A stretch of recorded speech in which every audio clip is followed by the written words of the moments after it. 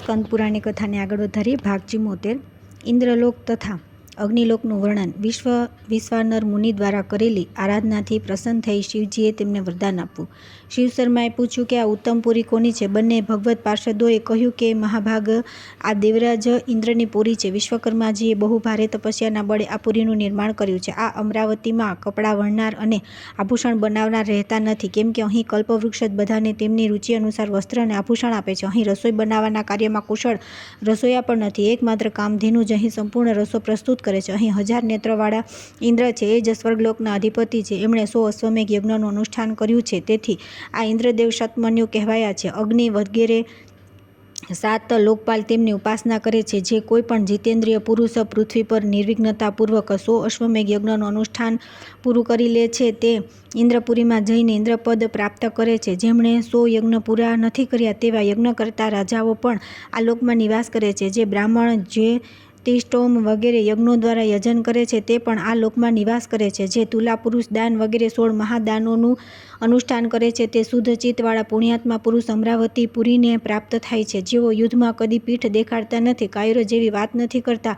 ધીરતાપૂર્વક પરાક્રમ દેખાડતા વીરગતિને પ્રાપ્ત થાય છે, તે રાજાઓ પણ અહીં નિવાસ કરે છે. યજ્ઞ વિદ્યામાં કુશળ યજ્ઞ કરતા મનુષ્ય પણ અહીં નિવાસ કરે છે. આ પ્રમાણે દેવરાજ ઇન્દ્રના નગરની સ્થિતિ સંક્ષેપમાં બતાવવામાં આવી છે. હવે તમે આ જ્યોતિર્મયી અગ્નિપુરી તરફ જુઓ. જે ઉત્તમ વ્રતનું પાલન કરનારા પુરુષ અગ્નિદેવના ઉપાસક છે, તે આલોકમાં નિવાસ કરે છે. અગ્નિહોત્ર પરાયણ બ્રાહ્મણ, અગ્નિસેવી બ્રહ્મચારી તથા પંચાગ્નિ વ્રતનું પાલન કરનારા તપસ્વી અગ્નિલોકમાં અગ્નિ જેવા તેજસ્વી બની રહે છે. જે ઠંડીના દિવસોમાં ઠંડીના કષ્ટને દૂર કરવા માટે સૂકા લાકડાનું દાન કરે છે તથા મંદાગ્નિ રોગવાળા મનુષ્યના જઠરાગ્નિની વૃદ્ધિ માટે વૈશ્વાનર ચૂર્ણ વગેરે ઔષધ આપે છે, તેઓ ચિરકાળ સુધી અગ્નિલોકમાં નિવાસ કરે છે. જે યજ્ઞના માટે ઉપયોગી સામગ્રી અથવા પોતાની શક્તિ અનુસાર ધન આપે છે, તેઓ અર્ચિસ્મતીપુરીમાં સ્થાન પામે છે. દ્વિજાતિઓ માટે એકમાત્ર અગ્નિ દેવતા જ પરમ કલ્યાણકારી છે. ગુરુ દેવતા, વ્રત અને તીર્થ બધા અગ્નિ જ છે. બધી અપવિત્ર વસ્તુઓ અગ્નિના સંસર્ગમાં આવવાથી ક્ષણવારમાં પવિત્ર થઈ જાય છે, તેથી તેમનું નામ પાવક છે. અગ્નિદેવ ત્રિભુવનના સ્વામી પરમેશ્વરના નેત્ર છે. જ્યારે સંસાર ઘોર અંધકારથી આચ્છાદિત થઈ જાય છે, તે સમયે અગ્નિ સિવાય પ્રકાશક કોણ હોય છે? પૂર્વકાળની વાત છે. નર્મદા નદીના રમણીય તટ પર નર્મપુરમાં એક વિશ્વાનર નામના મુનિ હતા, જે ભગવાન શિવના ભક્ત અને મોટા પુણ્યાત્મા હતા. એકવાર ભગવાન શિવનું ધ્યાન કરીને તેઓ મનમાં વિચાર કરવા લાગ્યા કે ચારે આશ્રમોમાં કયો આશ્રમ સત્પુરુષોના માટે વિશેષ કલ્યાણકારક છે, જેનું સારી રીતે પાલન કરવાથી આ લોક અને પરલોકમાં પણ સુખ મળે છે. આ સાધન શ્રેષ્ઠ છે, આ તેનાથી પણ શ્રેષ્ઠ અને આ સુગમ છે. આ પ્રમાણે બધાની આલોચના કરી તેમણે ગૃહસ્થાશ્રમની પ્રશંસા કરી. બ્રહ્મચારી, ગૃહસ્થ, વાનપ્રસ્થ અથવા સંન્યાસી, આ બધાનો આધાર ગૃહસ્થાશ્રમ જ છે. દેવતા, મનુષ્ય, પિત્તર તથા પશુ પક્ષી વગેરે પણ દરરોજ ગૃહસ્થથી જ પોતાની જીવિકા ચલાવે છે. ગૃહસ્થાશ્રમી પુરુષ સર્વશ્રેષ્ઠ છે. જે ગૃહસ્થ સ્નાન, હોમ અથવા દાન કર્યા વિના જ ભોજન કરી લે છે, તે દેવતા વગેરેનો ઋણી થઈને નરકમાં પડે છે. જે હઠપૂર્વક લોક ભયથી અથવા સ્વાર્થથી બ્રહ્મચર્ય વ્રત ધારણ કરે છે, પરંતુ મનમાં વિષયભોગનું ચિંતન કરતો રહે છે, તેનું ધારણ કરેલું વ્રત પણ વ્યર્થ થઈ જાય છે. પરાઈ સ્ત્રીનો પરિત્યાગ કરવો, પોતાની સ્ત્રીઓમાં સંતુષ્ટ રહેવું તથા ઋતુકાળ દરમિયાન પત્ની સમાગમ કરનાર ગૃહસ્થને બ્રહ્મચારી કહ્યો છે. જેણે રાગ દ્વેષનો ત્યાગ કર્યો છે, જે કામ ક્રોધથી દૂર રહે છે, તે અગ્નિ અને સ્ત્રીની સાથે રહેનાર ગૃહસ્થ વાનપ્રસ્થથી પણ શ્રેષ્ઠ છે. જે વૈરાગ્યથી ઘર છોડી નીકળે, પરંતુ હૃદયમાં સદા ઘરનું ચિંતન કરતો રહે, તે બંને બાજુથી ભ્રષ્ટ થઈ જાય છે. તેને ન તો ગૃહસ્થી કહી શકાય કે ન વાનપ્રસ્થ. જે ગૃહસ્થ બ્રાહ્મણ માગ્યા વિના ઉપલબ્ધ સામગ્રી વડે જીવન નિર્વાહ કરે છે અને જે વસ્તુ પ્રાપ્ત થાય તેમાં સંતુષ્ટ રહે છે, તે સંન્યાસીથી પણ ચઢિયાતો છે. જે સંન્યાસી જ્યાં ક્યાંય પણ કોઈ દુર્લભ વસ્તુની યાચના પણ કરે છે અને ભોજનથી સંતુષ્ટ થતો નથી, તે સંન્યાસ ધર્મથી ભ્રષ્ટ થઈ જાય છે. આ પ્રમાણે ગુણ અવગુણનો વિચાર કરીને વિશ્વનર બ્રાહ્મણે પોતાને યોગ્ય ઉત્તમ કુળની કન્યા સાથે વિધિપૂર્વક લગ્ન કર્યા. તેઓ અગ્નિ સેવામાં તત્પર રહેતા, પંચયજ્ઞનું અનુષ્ઠાન કરતા, સદા યજન, યાજન, અધ્યયન, અધ્યાપન અને દાન, પ્રતિગ્રહ આ 6 કર્મોમાં સંલગ્ન રહી તથા દેવતા, પિત્તર તથા અતિથિઓ સાથે પ્રેમ રાખતા હતા. મનને સંયમમાં રાખનાર વિશ્વાનર મુનિ ધર્મ, અર્થ અને કામનો યથાસમય સંગ્રહ કરતા હતા. બંને દંપતી એકબીજાને અનુકૂળ થઈને રહેતા હતા, તેથી તેમનામાં પરસ્પર કોઈ સંકોચ નહોતો. તે બ્રાહ્મણ કર્મકાંડના જ્ઞાતા હતા, તેથી પૂર્વકાળમાં દેવયજ્ઞ, મધ્યાહન મનુષ્ય યજ્ઞ તથા અપરાહ્નમાં પિતૃયજ્ઞ કરતા હતા. આ પ્રમાણે ઘણો સમય વીતી ગયા પછી તે બ્રાહ્મણ દેવતાની પતિવ્રતા પત્ની શુચિસ્મતી એક દિવસ પોતાના પતિને આ પ્રમાણે કહ્યું કે પ્રાણના સ્ત્રીઓને યોગ્ય જેટલા ભોગ છે તે બધા તમારી કૃપાથી મેં પૂર્ણ રૂપે ભોગવ્યા છે. હવે મને તમે ભગવાન શંકર જેવો પુત્ર આપો. શુચિસ્મતીની આ વાત સાંભળીને વિશ્વાનર મુનિએ ક્ષણવાર સમાધિ લગાવીને મનમાં આ પ્રમાણે વિચાર કર્યો કે હો, મારી પત્ની આ કેવું અત્યંત દુર્લભ વરદાન માગ્યું છે, પરંતુ તેના મુખમાં વાણી રૂપે સ્થિત થઈને સાક્ષાત ભગવાન શિવે જ આ વાત કહી છે, તેથી તેને ટાળવાનું કે બદલવાનું સામર્થ્ય કોનામાં છે? આ પ્રમાણે વિચારીને વિશ્વાનર મુનિએ પત્નીને કહ્યું કે પ્રિય, એવું જ થશે. તેને આ પ્રમાણે તેમણે આશ્વાસન આપીને મુનિ તપસ્યા માટે ચાલ્યા ગયા. તેમણે કાશીમાં જઈને મણિકર્ણિકાના દર્શન ન કર્યા અને 100 જન્મોના સંચિત ત્રિવિધ પાપ તાપોનો પરિત્યાગ કરી દીધો. વિશ્વેશ્વર વગેરે બધા શિવલિંગોના દર્શન કરીને બધા કુંડો, વાવડીઓ, કૂવા અને તળાવોમાં સ્નાન કર્યું. બધા ગણેશ વિગ્રહોને નમસ્કાર કરી બધા ગૌરી વિગ્રહોમાં ચરણોમાં મસ્તક ઝુકાવ્યું. ત્યારબાદ પાપોનું ભક્ષણ કરનાર કાલરાજ ભૈરવનું સારી રીતે પૂજન કરી આદિકેશવ આદિ શ્રી વિષ્ણુ વિગ્રહોને સંતુષ્ટ કર્યા પછી લોલાર્ક વગેરે સૂર્ય વિગ્રહોને વારંવાર નમસ્કાર કરીને બધા તીર્થોમાં પિંડદાન કર્યું. હજારોની સંખ્યામાં ભોજન કરાવીને સંન્યાસીઓ અને બ્રાહ્મણોને તૃપ્ત કર્યા. ત્યાર પછી તેઓ વારંવાર એ વિચારવા લાગ્યા કે કયું શિવલિંગ તરત જ સિદ્ધિ આપનારું છે. ક્ષણવાર વિચાર કર્યા પછી તેઓ આ નિર્ણય પર પહોંચ્યા કે જ્યાં સિદ્ધ રૂપિણી વિકટા દેવી પ્રગટ થયા છે અને જ્યાં સિદ્ધિ વિનાયકજી તમામ વિઘ્નોનું નિવારણ કરી સમસ્ત સિદ્ધિઓ પ્રદાન કરે છે, તે સિદ્ધ ક્ષેત્ર જ કાશી ક્ષેત્રમાં સૌથી મુખ્ય સ્થાન છે. ત્યાં વીરેશ્વર નામે પ્રસિદ્ધ શિવલિંગ અતિ ગુહ્યતમ માનવામાં આવે છે. કાશીમાં એવી ભૂમિ નથી જ્યાં કોઈ શિવલિંગ ન હોય, પરંતુ વીરેશ્વર લિંગ જેવી શીઘ્ર સિદ્ધિ પ્રદાન કરનાર તથા ધર્મ, અર્થ, કામ અને મોક્ષ આપનાર બીજું કોઈ નથી. શિવ ભક્તોમાં શ્રેષ્ઠ ચંદ્રમૌલી તથા ભરદ્વાજી પૂર્વકાળમાં વીરેશ્વરની આરાધના કરી તેમના મહિમાનું ગાન કરતા તેમનામાં લીન થઈ ગયા. નાગરાજ શંખચૂડે પણ દરરોજ રાત્રે પોતાની ફેણોના મણીઓથી વારંવાર આરતી ઉતારતા 6 મહિનામાં સિદ્ધિ પ્રાપ્ત કરી લીધી. ત્યાં વાસુદત્ત તથા રત્નદત્ત નામના વૈશ્યોએ 1 વર્ષ સુધી શ્રી વીરેશ્વરની આરાધના કરીને સત્યવતી જેવી પુત્રી પ્રાપ્ત કરી હતી. તેથી હું પણ ત્યાં 3 કાળ વીરેશ્વરની આરાધના કરીને પોતાની સ્ત્રીની ઈચ્છાનુસાર શીઘ્ર પુત્ર પ્રાપ્ત કરીશ. ધીર બુદ્ધિના વિપ્રવર વિશ્વાનરે આવો નિશ્ચય કરીને ચંદ્રકૂપના જળથી સ્નાન કર્યું અને વ્રતની દીક્ષા લઈ નિયમ લીધો. તેઓ 1 મહિના સુધી દરરોજ એકવાર ભોજન કરતા હતા. પછી બીજો મહિનો આખો દિવસ ઉપવાસ કરીને માત્ર રાત્રે જ ભોજન લેતા હતા. પછી 1 માસ સુધી માગ્યા વિના જે મળી જાય તેના પર નિર્વાહ કરતા રહ્યા. ત્યારબાદ પૂરો 1 માસ તેમણે અખંડ ઉપવાસ કર્યો. ત્યાર પછી 1 માસ સુધી દૂધ પીને, 1 મહિનો કંદ ફળ ખાઈને, 1 મહિનો 1 મુઠ્ઠી તલ ખાઈને અને 1 મહિનો માત્ર જળ પીને જીવન નિર્વાહ કર્યો. ત્યાર પછી 1 માસ સુધી તેઓ માત્ર પંચગવ્ય પીને રહ્યા. 1 માસ સુધી ચાંદ્રાણી વ્રત કર્યું. 1 માસ દર્ભના અગ્રભાગમાં જેટલું જળ આવે તેટલું જ પીને તપ કરતા રહ્યા અને 1 મહિના સુધી માત્ર શ્વાસ લઈને જ તપ કર્યું. ત્યારબાદ 13મા મહિનામાં ગંગાજીના જળમાં સ્નાન કરીને તેઓ પ્રાતઃકાળે જેવા ભગવાન વીરેશ્વરની સમીપ ગયા. ત્યાં તે લિંગના મધ્ય ભાગમાં તેમને એક વિભૂતિ ભૂષિત 8 વર્ષનો સુંદર બાળક દેખાયો. તેના નેત્ર કાન સુધી લાંબા હતા, હોઠ લાલ હતા, મસ્તક પર પીળા રંગની જટાનો મુગટ શોભી રહ્યો હતો. તે બાળકે વસ્ત્ર પહેર્યા ન હતા અને તેના મુખ પર હાસ્યની છટા છવાઈ રહી હતી. તેની બાળક જેવી વેશભૂષા હતી. તે મનોહર બાળક વૈદિક સૂક્તોનો પાઠ કરતો અને રમતમાં હસતો હતો.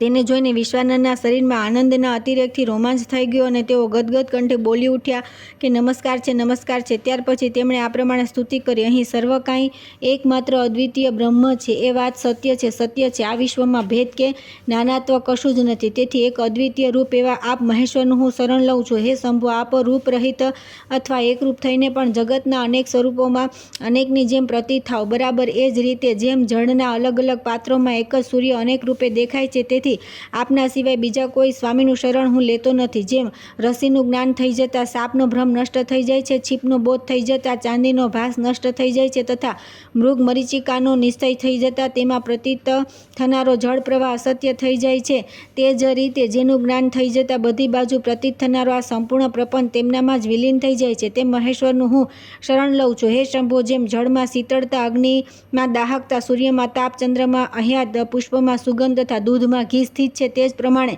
સંપૂર્ણ વિશ્વમાં આપ વ્યાપ્ત છો. તેથી હું આપનું શરણ લઉં છું. આપ કાન વિના સાંભળો છો, નાક વિના સૂંઘો છો, પગ વિના ચાલો છો, નેત્રો વિના જુઓ છો અને જીભ વિના રસનો અનુભવ કરો છો. આપને યથાર્થ રૂપે કોણ જાણે છે? તેથી હું આપનું શરણ લઉં છું. હે વેદ પણ આપના સાક્ષાત સ્વરૂપને જાણતા નથી. મોટા મોટા યોગીશ્વર પણ તથા ઇન્દ્ર વગેરે દેવતાઓ પણ આપને યથાર્થ રૂપે જાણતા નથી, પરંતુ આપના ભક્ત આપની કૃપાથી આપને જાણે છે. તેથી હું આપનું શરણ લઉં છું. આપ જ વૃદ્ધ છો, આપ જ તરુણ છો અને આપ જ બાળક છો. એવું કયું તત્વ છે જે આપ નથી? સર્વ કાંઈ આપ જ છો. તેથી હું આપના ચરણોમાં મસ્તક નમાવું છું. આ પ્રમાણે સ્તુતિ કરી વિપ્રવર વિશ્વાનર અતિશય આનંદમગ્ન થઈ દંડની જેમ પૃથ્વી પર પડી ગયા. તે જ સમયે બાલક રૂપધારી શિવ બોલી ઉઠ્યા કે હે ભૂદેવ, તમે કોઈ વરદાન માગો. તમે તમારી ધર્મપત્ની શુચિસ્મતી વિશે પોતાના મનમાં જે અભિલાષા કરી છે તે થોડા સમયમાં સિદ્ધ થશે. હે મહામતે, હું પોતે શુચિસ્મતીના ગર્ભમાં આવીને તમારો પુત્ર થઈશ. તે સમયે બધા દેવતાઓનો પરમપ્રિય હું ગૃહપતિના નામે વિખ્યાત થઈશ. તમે જે આ અભિલાષ્ટાક નામના પવિત્ર સ્તોત્રનો પાઠ કર્યો છે એ સ્તોત્રને ત્રણેય કાળ મારી સમીપ જો વાંચવામાં આવે તો તે સંપૂર્ણ કામનાઓ સિદ્ધ કરનારું થશે. આ સ્તોત્રનો પાઠ પુત્ર પૌત્ર અને ધન આપનારો થશે, સર્વ પ્રકારની શાંતિ આપનારું અને સંપૂર્ણ આપત્તિઓનું નાશક થશે. એટલું જ નહીં, આ સ્વર્ગ, મોક્ષ તથા સંપત્તિ પ્રદાન કરનાર પણ થશે. 1 વર્ષ સુધી પાઠ કરવાથી આ સ્તોત્ર પુત્રદાન કરનાર થશે, એમાં સંશય નથી. આ પ્રમાણે કહીને બાળ રૂપધારી મહાદેવજી અંતર્ધ્યાન થઈ ગયા અને વિપ્રવર વિશ્વાનર પણ પોતાના ઘરે પાછા આવ્યા. ત્યાર પછી આવે છે વિશ્વાનરના પુત્ર ગૃહપતિએ ભગવાન શિવની આરાધનાથી અગ્નિ અને દિક્પાલનું પદ પ્રાપ્ત કરવું. અગસ્ત્યજી કહે છે કે ત્યાર પછી વિશ્વાનર દ્વારા વિધિવત ગર્ભાધાન સંસ્કાર સંપન્ન થયા પછી તેમની પત્ની શુચિસ્મતી ગર્ભવતી થઈ. ત્યાર પછી વિદ્વાન વૈશ્વાનરે ગુહ્ય સ્તોત્રથી વિધિથી બાળકની પુરુષોચિત શક્તિ વધારવાના ઉદ્દેશથી ગર્ભિણીના પુષ્પન સંસ્કાર કર્યા. આ સંસ્કાર ગર્ભસ્થ બાળક ગર્ભમાં હાલે ચાલે તે પહેલાં સંપન્ન કરવામાં આવ્યો. ત્યાર પછી 8મા મહિને સીમોન્તનયન સંસ્કાર કર્યા, જે ગર્ભસ્થ બાળકના અવયવોને પુષ્ટ કરે છે. ત્યાર પછી સુખપૂર્વક પુત્રનો જન્મ થઈ જાય તેના માટે પણ વિદ્વાન બ્રાહ્મણે સોયશંતી નામનું વૈદિક કર્મ સંપન્ન કર્યું. આ બધું થયા પછી શુભ ગ્રહ નક્ષત્રના યોગમાં શુચિસ્મતીના ગર્ભથી એક ચંદ્રમા જેવા સુંદર મુખવાળા પુત્રનો જન્મ થયો. તે બધા પ્રકારના અરિષ્ટોનો નાશ કરનાર હતો. તે પોતાના અંગોની કાંતિથી સૂતિકાગૃહને પ્રકાશિત કરી રહ્યો હતો. સ્વયં બ્રહ્માજી આવીને તે બાળકના જાતકર્મ સંસ્કાર કર્યા અને એમ કહ્યું કે આ બાળકનું નામ ગૃહપતિ થશે. વિષ્ણુ અને મહાદેવજીની સાથે બાળક માટે યોગ્ય રક્ષા વિધાન કરી સર્વના પ્રપિતામહ બ્રહ્માજી હંસ પર આરૂઢ થઈને ચાલ્યા ગયા. 4થા મહિને બાળકનું ઘરથી બહાર નિષ્ક્રમણ થયું. 6ઠા મહિનામાં તેના અન્નપ્રાશન સંસ્કાર કરવામાં આવ્યા અને વર્ષ પૂરું થતાં ચૂડાકરણ સંસ્કાર કર્યા. ત્યાર પછી શ્રવણ નક્ષત્રમાં કર્ણવેદ સંસ્કાર કરીને બ્રહ્મતેજથી વૃદ્ધિ માટે 5મા વર્ષમાં ઉપનયન સંસ્કાર પૂર્વક તેને યજ્ઞોપવિત આપવામાં આવ્યું. ત્યાર પછી શ્રાવણીમાં ઉપકર્મ કરીને વિદ્વાન વિશ્વાનરે વેદનો અભ્યાસ શરૂ કર્યો. 3 વર્ષમાં તે બાળકે અંગ, પદ અને ક્રમ સાથે વિધિપૂર્વક સંપૂર્ણ વેદોનો અભ્યાસ કરી લીધો. વિનય વગેરે સદ્ગુણોને પ્રગટ કરનાર તે શક્તિશાળી વિપ્રકુમારે ગુરુમુખેથી સાક્ષી માત્ર બનાવી સમસ્ત વિદ્યાઓ ગ્રહણ કરી લીધી. ત્યારબાદ 9મા વર્ષમાં વિશ્વાનર કુમાર ગૃહપતિ જ્યારે માતા પિતાની સેવામાં સંલગ્ન હતા તે સમયે ઈચ્છાનુસાર વિચરનારા દેવર્ષિ નારદજી વિશ્વાનરની પર્ણશાળામાં આવ્યા અને તે બાળકને જોઈને અર્ધ્ય અને આસન ગ્રહણ કર્યા. પછી તેમણે ત્યાંના કુશળ સમાચાર પૂછ્યા. હે મહાભાગ વિશ્વનર અને ઉત્તમ વ્રતનું પાલન કરનાર દેવી શુચિસ્મતી, આ બાળક ગૃહપતિ તમારા બંનેની આજ્ઞાનું પાલન કરે છે ને? કેમ કે પુત્ર માટે પિતા માતાની આજ્ઞા પાલન સિવાય બીજો કોઈ ધર્મ નથી, બીજું કોઈ તીર્થ નથી તથા બીજા કોઈ દેવતા, ગુરુ અને સત્કર્મ નથી. ત્રિલોકમાં પુત્રના માટે માતા પિતાથી વધીને કોઈ વસ્તુ નથી. ગર્ભમાં ધારણ અને બાલ્યાવસ્થામાં પોષણ કરવાના કારણે માતાનું ગૌરવ પિતાથી પણ વધીને છે. સમસ્ત કર્મોનો સંન્યાસ ત્યાગ કરનાર સંન્યાસી દ્વારા પણ પિતા વંદનીય છે. તે સર્વવંદ્ય સંન્યાસીએ પણ પ્રયત્નપૂર્વક પોતાની માતાની વંદના કરવી જોઈએ. એ જ અત્યંત ઉગ્ર તપસ્યા છે, એ સર્વશ્રેષ્ઠ વ્રત છે અને એ જ સર્વોત્તમ ધર્મ છે. માતા પિતાને સંતુષ્ટ કરવામાં આવે.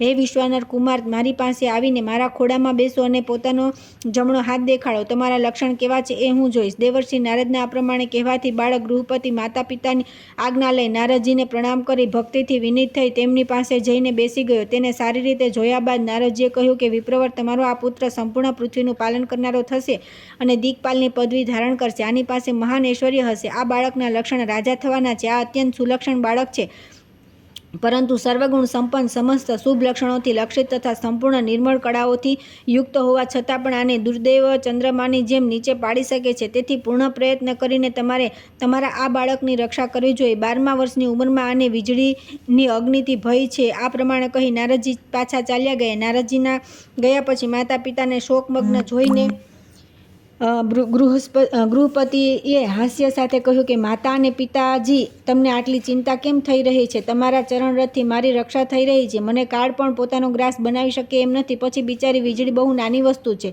તમે બંને મારી પ્રતિજ્ઞા સાંભળો. જો હું તમારા બંનેનો પુત્ર છું તો એવો પ્રયત્ન કરીશ જેથી વીજળી સ્વયં મારાથી ભયભીત થશે. જે સાધુ મહાત્માઓને સર્વ કંઈ આપનારા અને સર્વજ્ઞ છે. કાળના પણ કાળ છે. કાલકૂટ વિષ્ણુ ભક્ષણ કરનાર મહાકાલ છે. તે ભગવાન મૃત્યુંજયની આરાધના કરી હું નિર્ભય થઈ જઈશ. પુત્રની આ વાત સાંભળીને વૃદ્ધ બ્રાહ્મણ દંપતી આ પ્રમાણે બોલ્યા કે બેટા, તમે ભગવાન શિવના શરણમાં જાઓ. એનાથી વધીને હિતની બીજી કોઈ વાત નથી. ભગવાન શિવ આશાતીત ફળ આપનારા અને કાળનો પણ સંહાર કરનાર છે. જેણે ત્રણેય લોકની સંપત્તિનું અપહરણ કરી લીધું, તે મહાભિમાની જલંધરને જેમણે પોતાના ચરણના અંગૂઠાની રેખાથી પ્રગટ થયેલા ચક્ર દ્વારા મારી નાખ્યો હતો. જે બ્રહ્મા વગેરે દેવતાઓના એકમાત્ર સર્જક છે અને પોતાના મહિમાથી કદી ચ્યુત થતા નથી. તે સંપૂર્ણ વિશ્વની રક્ષા કરે છે. તેથી ચિંતામણી સ્વરૂપ ભગવાન શિવના શરણમાં જાઓ. માતા પિતાની આવી આજ્ઞા મળતા બાળક ગૃહમતી તેમના ચરણોમાં પ્રણામ કરીને કાશી ગયો. ત્યાં વિધિપૂર્વક સ્નાન કરી તેણે ત્રણેય લોકના પ્રાણીઓની રક્ષા કરનાર ભગવાન વિશ્વનાથના દર્શન અને પ્રણામ કર્યા. વિશ્વનાથજીના દર્શન કરીને ગૃહપતિને બહુ સંતોષ થયો. તેણે મનમાં જ કહ્યું કે આ દિવ્ય શિવ સ્વરૂપ વાસ્તવમાં પરમાનંદ કંદ છે. આ મોક્ષદાયક મૂર્તિમાં સંપૂર્ણ વિશ્વનો અને વિશ્વના બીજભૂત કર્મોનો લય થાય છે. તેથી એ વિશ્વનાથ છે. મારા ભાગ્યનો ઉદય થયો હતો. તેથી મહર્ષિ નારદજીએ તે દિવસે આવીને એવી વાત કરી હતી.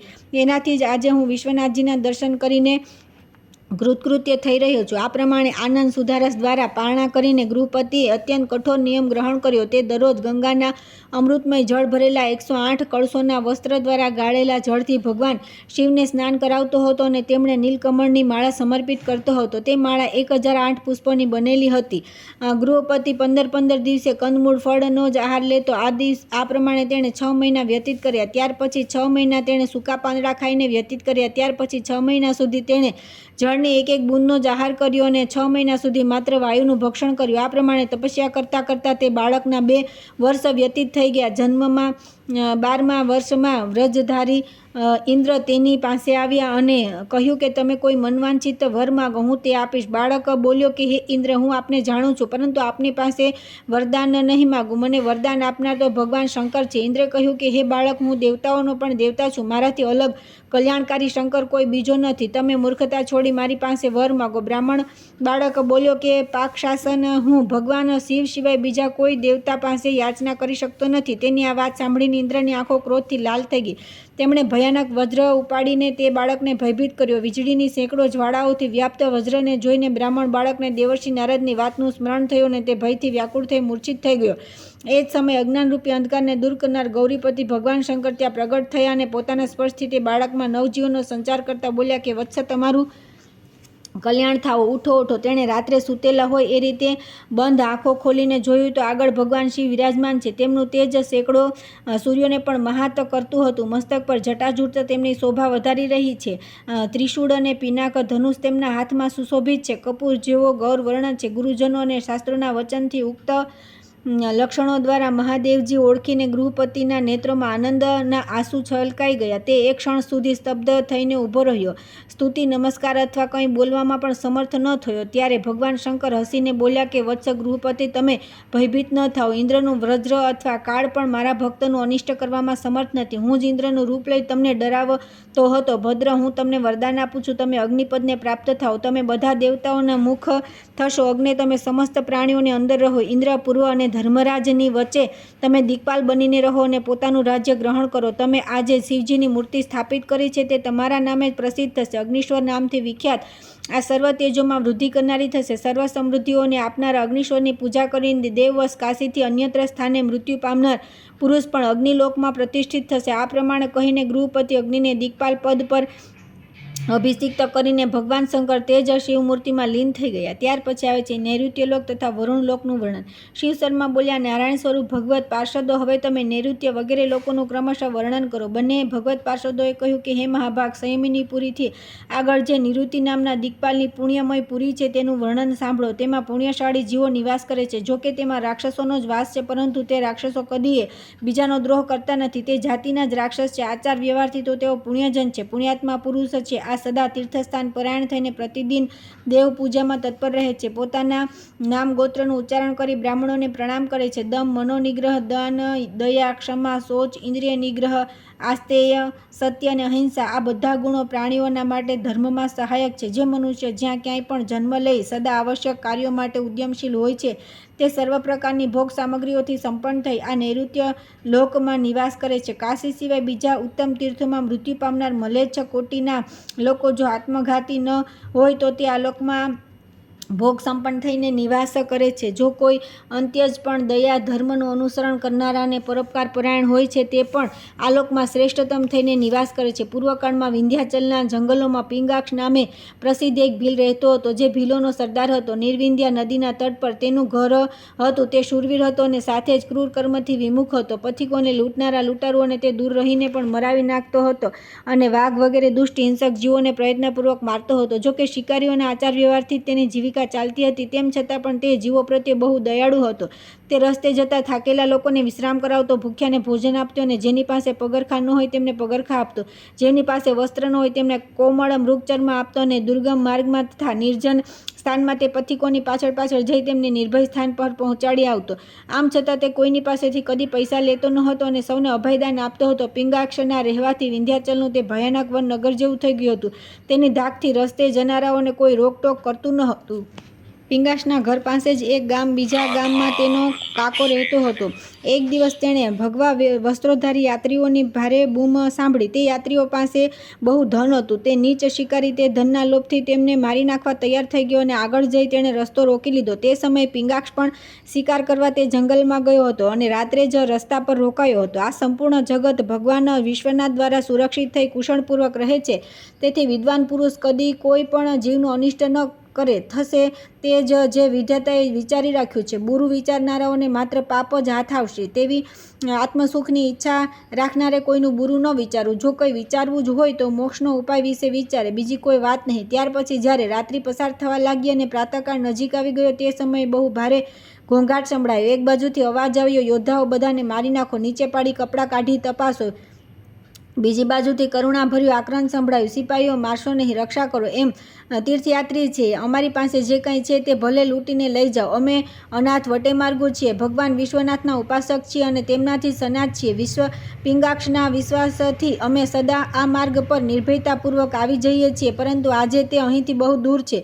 તીર્થયાત્રાઓની આ વાત સાંભળીને પિંગાક્ષ દૂરથી ડરશો નહીંનું આશ્વાસન આપતો એકદમ ત્યાં આવી પહોંચ્યો અને બોલ્યો કે આ કોણ દુરાચારી છે જે મુજ પિંગાક્ષની હયાતીમાં મારા પ્રાણતુલ્ય પ્રિય પથિકોને લૂંટવા ચાહે છે. તેથી આ વાત સાંભળીને તેના પાપી પિતરાઈ તારાક્ષે ક્રોધપૂર્વક પોતાના સેવકોને આજ્ઞા આપી, પહેલા આને જ મારી નાખો, તે પછી આ સાધુ યાત્રીઓને લૂંટો. આ સાંભળી તે બધા દુરાચારી ભીલ મળીને એકા પિંગાક્ષ સાથે યુદ્ધ કરવા લાગ્યા. ગમે તેમ કરીને તે બધાનો સામનો કરતો રહી પિંગાક્ષ યાત્રીઓને પોતાના ઘરે લઈ આવ્યો. દરમિયાન વિરોધીઓના બાણોથી તેના ધનુષ, બાણ અને કવચ વગેરે કપાઈ ગયા. તે યાત્રીઓ પણ નિર્ભય થઈને તેની વસ્તીમાં પહોંચી ગયા અને પિંગાક્ષે યાત્રીઓની રક્ષા માટે લડતા લડતા પ્રાણ ત્યાગી દીધા. મૃત્યુ સમયે તેના મનમાં એ અભિલાષા હતી કે જો હું સમર્થ હોત તો આ બધાને મારી નાખત. અંતકાળે જેવી મતિ હોય તે અનુસાર જ ગતિ થઈ. તેથી તે નૈઋત્ય લોકમાં રાક્ષસોનો રાજા અને દિક્પાલ થયો. આ પ્રમાણે અમે બંને તમને નૈઋત લોકનો પરિચય આપ્યો. નૈઋતપુરીથી ઉત્તર દિશામાં વરુણદેવનો અદ્ભુત લોક છે. જે લોકો ન્યાયથી કમાયેલા ધન દ્વારા કૂવા, વાવડી અને તળાવ વગેરે બનાવડાવે તેઓ વરુણ લોકમાં વરુણ જેવા કાંતિમાન થઈને સન્માનપૂર્વક નિવાસ કરે છે.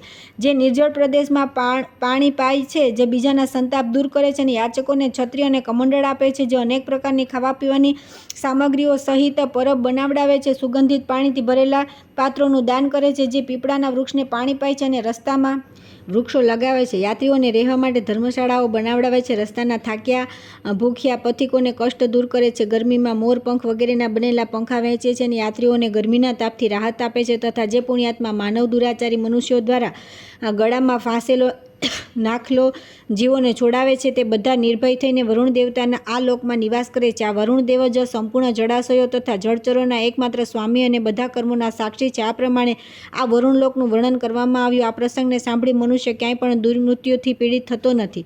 ત્યાર પછી આવે છે વાયુ, કુબેર, ઈશાન અને ચંદ્રમાના લોકોની સ્થિતિનું વર્ણન. ભગવાનના બંને પાર્ષદો કહે છે કે બ્રહ્માંડ વરુણની નગરીથી ઉત્તર ભાગમાં પુણ્યમયી નગરીને જુઓ. આ વાયુદેવની ગંધવતી નામની નગરી છે. એમાં સંપૂર્ણ જગતના પ્રાણ સ્વરૂપ સ્વરૂપ બ્રહ્મભંજ નામના દિક્પાલ નિવાસ કરે છે. એમણે મહાદેવજીની આરાધના કરી દિક્પાલનું પદ પ્રાપ્ત કર્યું છે. પહેલાંની વાત છે, કશ્યપજીના પુત્ર પુતાત્માએ મહાદેવજીની રાજધાની કાશીપુરીમાં 10 લાખ વર્ષો સુધી કઠોર તપસ્યા કરી. તેમણે ત્યાં પવનેશ્વર નામનું પરમ પવિત્ર મહાન શિવજીના સ્વરૂપની સ્થાપના કરી, જેના દર્શન માત્રથી મનુષ્યનું અંતઃકરણ પરમ પવિત્ર થઈ જાય છે અને તે પાપની કાંચરી ત્યાગીને વાયુદેવના પવિત્ર નગરમાં નિવાસ કરે છે. ત્યારબાદ પુતાત્માની ઘોર તપસ્યાથી પ્રસન્ન થઈ તાપનું ફળ આપનાર જ્યોતિ સ્વરૂપ ભગવાન મહેશ્વર તે મૂર્તિમાંથી પ્રગટ થયા અને બોલ્યા કે હે સુવ્રત, ઉઠો ઉઠો, મનવાંછિત વર માગો. પુતાત્મા બોલ્યા કે હે દેવાધિદેવ મહાદેવ, આપ દેવતાઓને અભયદાન આપનારા છો. હે પ્રભુ, વેદો પણ નેતિ નેતિ કહી આપના વિશે એ નથી જાણતા કે આપનું સ્વરૂપ કેવું છે. પછી મારા જેવો મનુષ્ય આપની સ્તુતિ કઈ રીતે કરી શકે? યોગી પણ આપનાથી વાસ્તવિક તત્વને જાણતા નથી.